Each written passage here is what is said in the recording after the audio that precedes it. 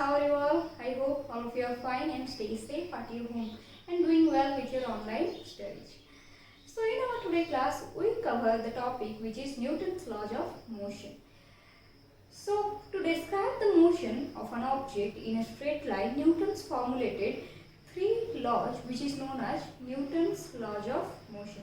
So in our today class, first we study about the Newton's first law and what are the applications of Newton's first law.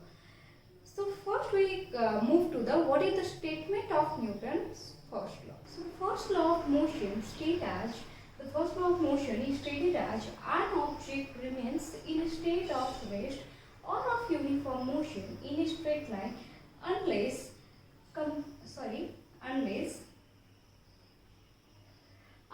compelled to change that state by an applied force or by an external force. So what is the meaning of this statement? To understand this meaning of this statement, we put on some example that considering some example like some books are placed on the table.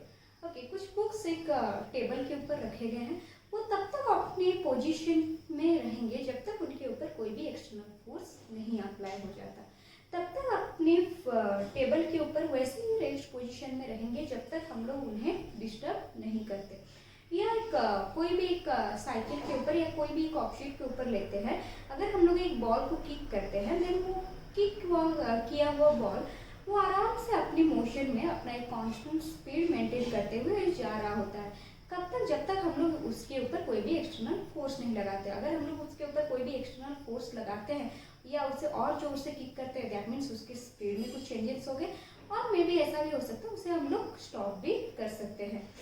सो जब तक कोई भी एक external force या external unbalanced force जब तक apply नहीं होता, तब तक हमारे ऑब्जेक्ट में कोई भी चेंजेस नहीं आएंगे। अनबैलेंस्ड फोर्स इसलिए बोला जा रहा है because balanced force acted upon an object is always zero.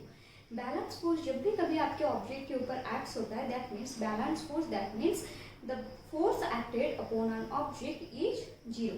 जब भी कभी अनबैलेंस फोर्स हमारे ऑब्जेक्ट के ऊपर लगता है तभी हमारा ऑब्जेक्ट मूव करता है। तब तक हमारा ऑब्जेक्ट मूव नहीं करता जब तक उसके ऊपर एक अनबैलेंस फोर्स नहीं लगता। अगर उसके ऊपर एक बैलेंस फोर्स लग रहा है, दैट मीन्स उस केस में आपका ऑब्जेक्ट मूव नहीं करेगा।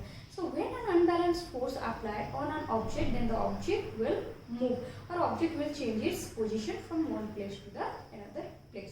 So this one is the basic meaning of this statement, that an object remains in a state of rest or in the uniform motion. एक object अपने रेस्ट पोजीशन में रहेगा और यूनिफॉर्म मोशन और constant speed maintain करेगा। कब तक? Unless compelled to change that state by an applied force. जब तक कोई एक अप्लाइड फोर्स, और इस अप्लाइड फोर्स की जगह में आप लोग यहाँ पर अप्लाइड फोर्स की जगह में आप लोग ये भी लिख सकते हो कि जो अनबैलेंस एक्सटर्नल फोर्स होते हैं वो भी आप लोग यहाँ पर लिख सकते हो। तो यहाँ पर हम लोग अनबैलेंस एक्सटर्नल फोर्स भी लिख सकते हैं या एक्सटर्नल अप्लाइड फोर्स, उस केस में भी अलग से लिख सकते हैं। So this one is the first law. So यहाँ पर और एक चीज, यहाँ पर और एक कॉन्सेप्ट आता है, that is known as inertia. The first law is also related with the word of inertia. So यहाँ पर जो चीजें लिखे गए हैं, an object remains in a state of rest और ऑफ यूनिफॉर्म मोशन। एक ऑब्जेक्ट अपनी रेस्ट पोजीशन में रहता है और ऑब्जेक्ट अपने कांस्टेंट मोशन में रहता है, यूनिफॉर्म मोशन में रहता है। किस चीज की वजह से रहता है? उसके अंदर के एक एबिलिटी की वजह से। The ability of an object to maintain its state of rest और to maintain its constant speed, and this ability is known as the inertia. So this first law is also known as the law of inertia. So what is the inertia? If someone is asked you that what is the definition of the inertia? Inertia is the ability of an object by virtue of which it maintain its state of rest or maintain its states of constant motion or uniform motion. This is known as your inertia. तो inertia को समझते हैं कि inertia की वजह से कैसे हमारा एक स्टेट ऑफ रेस्ट या स्टेट ऑफ मोशन कंटिन्यू होता है, उस चीज को देखते हैं। So we explain the term inertia. So what is inertia? It is the tendency of an object to stay at rest or to keep moving with the same velocity. अगर हम लोग रेस्ट पोजीशन में हैं तो हम लोग rest position में तब तक रहते हैं जब तक आपका एक एक्सटर्नल अनबैलेंस्ड फोर्स आपकी बॉडी के ऊपर अप्लाई नहीं हो जाता। तो क्यों हम लोग उस टाइम रेस्ट पोजीशन में रहते हैं? Because of the tendency of the inertia. So inertia is also known, the first law of motion is also known as the law of inertia. So inertia is basically divided into three types. This is inertia of rest, inertia of motion and inertia of direction. So we explain these terms of inertia by some applications in our day-to-day life. We put on some examples of this inertia. So the first example, we consider that we are travel by a bus. But the bus stop at one place. एक जगह पर bus stop हुई है, तो वहाँ पर हम लोग बस के अंदर बैठे हुए हैं, एक सीट पर बैठे हुए हैं. So with respect to bus we are also in the rest position, and we are also in the rest position because of the inertia obviously. Then अगर वहाँ पर बस आपका स्टार्ट कर देती है मूव करना, when the bus start to move, then in that case you feel some jerk, then you feel that you will lead on the backward direction. आप लोग क्या करते हो? बैकवर्ड डायरेक्शन की तरफ चले जाते हो. आप लोग का जो बॉडी है, अपर पार्ट वाला बॉडी है, वो ऐसे बैकवर्ड डायरेक्शन में जर्क हो जाता है. तो वो किस वजह से होता है? Because of the inertia of the rest. क्योंकि जो इनर्शिया ऑफ रेस्ट है वो आपके बॉडी को रेस्ट पोजिशन में रखना चाहता था. It resist the change in the state of the rest. वो आपके जो आप लोग जिस स्टेट में बैठे हुए हो, जिस रेस्ट पोजीशन में बैठे हुए हो, इस इनर्शिया ऑफ रेस्ट क्या करता है? आपको उसी रेस्ट पोजीशन में रखना चाहता है. बट जब बस मूव करना स्टार्ट करता है, आपका फीट कांटेक्ट में रहता है. किसकी कांटेक्ट में रहता है? बस के फ्लोर के कांटेक्ट में रहता है. तो जैसे ही बस मूव करता है तो हमारा फीट भी उसके कांटेक्ट में रहता है, वो फीट भी उसके साथ मूव करता है. तो उसके साथ जब मूव करता है, बट हमारा जो अपर बॉडी होता है वो तब तक रेस्ट में होता है, इसी वजह से जब पैर हमारा थोड़ा आगे की तरफ चले जाता है, हम लोग आ जाते हैं पीछे की तरफ. ओके, तो ये होता है बेसिकली इनर्शिया ऑफ रेस्ट के वजह से. तो उसके बाद आया inertia of motion. Inertia of motion में भी सेम एग्जांपल देते हैं. आपका बस अब मूव करना स्टार्ट कर दिया, रेस्ट पोजीशन से आपका बस अब मूव करना स्टार्ट कर दिया. अब बस मूव करते करते एक जगह पर स्टॉपेज आया, वहां पर ब्रेक लगाया. वहां पर जब ब्रेक लगाता है, अचानक से ब्रेक लगाता है, आप लोग क्या करते हो? आगे की तरफ जर्क हो जाते हो. तो आगे की तरफ क्यों जर्क होता है? Because with respect to the bus you are also in motion, your body also in motion. आपका बॉडी भी विथ रेस्पेक्ट टू बस वो मोशन के केस में रहता है. तो जब मोशन में रहता है, जब अचानक से आप लोग अचानक से बस में ब्रेक्स अप्लाई किए जाते हैं, तो जो सरफेस के साथ हमारा फीट जो कांटेक्ट में होता है, तो वो फीट क्या होता है? अचानक से वो रेस्ट में आ जाता है. अचानक से रेस्ट में आता है, बट हमारा बॉडी किस स्टेट में है? मोशन की स्टेट में है. मोशन की स्टेट में होने की वजह से वो आगे की तरफ थोड़ा सा जर्क कर जाता है. वो क्या होता है उस समय कि वो अपने जो मोशन की स्टेट को इतने जल्दी से वो रेस्ट पोजीशन में नहीं ला सकता. इस वजह से वहाँ पर जो काम करता है वो होता है इनर्शिया ऑफ मोशन. अगर कोई भी एक बॉडी रेस्ट में है तो उसे रेस्ट में रखने का काम करता है इनर्शिया ऑफ रेस्ट. अगर कोई भी एक बॉडी मोशन में है, उसे मोशन में रखने का काम करता है इनर्शिया ऑफ मोशन. तो ये हो गए बस के नॉर्मल एप्लीकेशंस. और भी होते हैं जैसे कि इनर्शिया ऑफ डायरेक्शन. अगर बस कुछ टर्न ले रहा है, उसके साथ साथ आप लोग भी क्या करते हो? आप लोग भी एक टर्न ले लेते हो, एक झटका सा लगता है. क्यों? Because of the inertia of direction. हम लोग एक ही डायरेक्शन में जाते रहते हैं, but because of the inertia of direction हम लोग उसी डायरेक्शन को ही मेंटेन करते रहते हैं. बट बस अपने डायरेक्शन को चेंज करने की वजह से पहले हमारा क्या होता है? हमारा अपर बॉडी जल्दी से क्या हो जाता है? स्ट्राइक होके थोड़ा सा चेंज हो जाता है, उसके डायरेक्शन में थोड़ा सा चेंज हो जाता है. So these applications are due to the inertia of rest, inertia of motion and inertia of direction. और भी इसके ऊपर कुछ भी एग्जांपल्स हम लोग दे सकते हैं. जैसे कि आप लोग को ये बोला जाता है कि चलते बस से कभी उतरना नहीं चाहिए. और भी कोई ये वाले कॉन्सेप्ट अप्लाई करते हैं. ऐसा तो नहीं है कि चलते बस से हर कोई नहीं उतरता. कोई ये वाले हीरोपंती दिखाते रहते हैं. तो चलते बस से उतरते ही वो लोग थोड़े देर तक रनिंग करते रहते हैं, वो अचानक से कभी स्टॉप नहीं हो जाते हैं. अगर आप लोग कोई भी चलते व्हीकल से या बस से आप लोग जंप करके स्टॉप हो जाओगे तो वहाँ पर आप लोग गिर सकते हो, आप लोग इंज्योर हो सकते हो.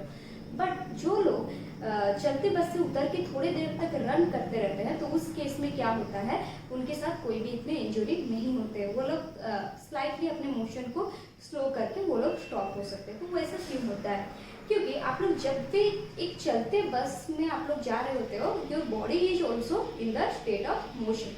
आपका बॉडी एक मोशन स्टेट में होता है। इनर्शिया ऑफ मोशन यहाँ पर क्या काम करता है, आपकी बॉडी को मोशन स्टेट में रखता है। अगर आप लोग अचानक से अपने आप को स्टॉप कर दोगे तो उस केस में आप लोग गिर जाओगे।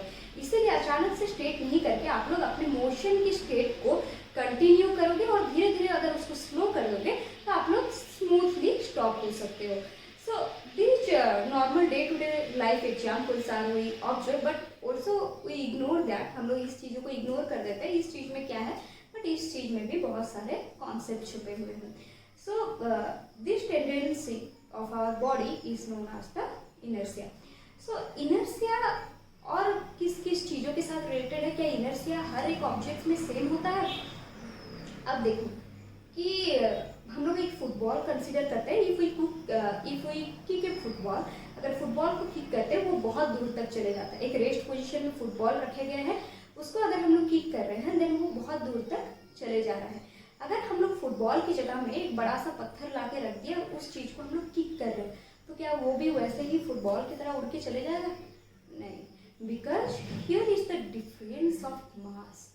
क्योंकि इनर्शिया आपके मास के ऊपर भी डिपेंड करता है।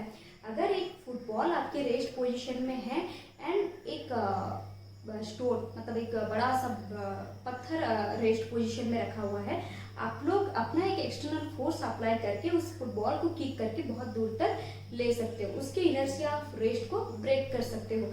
बट एक स्टोन, जब एक बड़ा सा पत्थर एक रेस्ट पोजीशन में है, उसको उसके इनर्शिया ऑफ स्टेट को ब्रेक करने के लिए आपको ज़्यादा फोर्सेस की जरूरत होती है, because it is the difference of मास।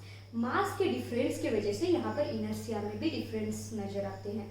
जहाँ पर मास ज़्यादा होता है उस केस में इनर्शिया ज़्यादा होता है और उसको मूव करना थोड़ा मुश्किल होता है, उसके इनर्शिया को ब्रेक करना मुश्किल होता है। बट जिसके केस में इनर्शिया कम होता है, जिसके केस में मास कम होता है, उसके केस में आपका इनर्शिया भी कम होता है और उस चीज़ को ब्रेक करना हमारे लिए ईजी होता है by applying some external force. So this is the basic relationship between your inertia and mass. तो इनर्शिया और मास के बीच में ये रिलेशन है। When the mass is increased, your inertia of the body is also increased. When the mass of the body is decreased, the inertia of the body is also decreased. और भी एक example ले सकते हैं, जैसे कि एक नॉर्मल कार ले लो और एक टॉय कार ले लो। एक मतलब ऐसे खिलौना ले लो कार का, उसको आप लोग नॉर्मली मूव कर सकते हो, आराम से मूव कर सकते हो, because the toy car weight is very less, उसका जो मास है वो बहुत कम है। बट अगर हम लोग नॉर्मल जिस कार में हम लोग मूवमेंट करते हैं, उस कार को अगर हम लोग पुश करेंगे, ऑब्वियसली हमें बहुत फोर्स की जरूरत है, because the mass of the car is very very larger than the toy car. So this is the relationship between inertia of the body and the mass of one body. So first law is basically explain about the inertia, the tendency which is in our body. Okay, तो first law में basic यही सब questions कभी कभी आ जाते हैं कि हम लोग के बस में ब्रेक लगने पर क्यों हम लोग आगे की तरफ चले जाते हैं, या बस मूवमेंट करने से हम लोग क्यों बैकवर्ड डायरेक्शन में चले जाते हैं। तो ये सब बेसिक क्वेश्चंस आपसे पूछे जाते हैं इनर्शिया के ऊपर। और बाकी रहा, इसके बाद आएंगे आपके Newton's second law and third law. तो बेसिक एग्जाम्पल्स मेनली है फर्स्ट लॉ के, जितने भी एग्जाम्पल्स और एप्लीकेशंस हैं आप लोग याद करो। फर्स्ट लॉ को जितने अच्छे से समझना है आप लोग बहुत अच्छे से समझ जाओ। बहुत सारे एग्जाम्पल्स हैं, आप लोग और भी एग्जाम्पल्स वगैरह बहुत सारे इस पर डिफरेंट बुक से स्टडी कर सकते हो। सो नेक्स्ट क्लास में हम लोग कंटिन्यू करते हैं with the second law of motion. Thank you.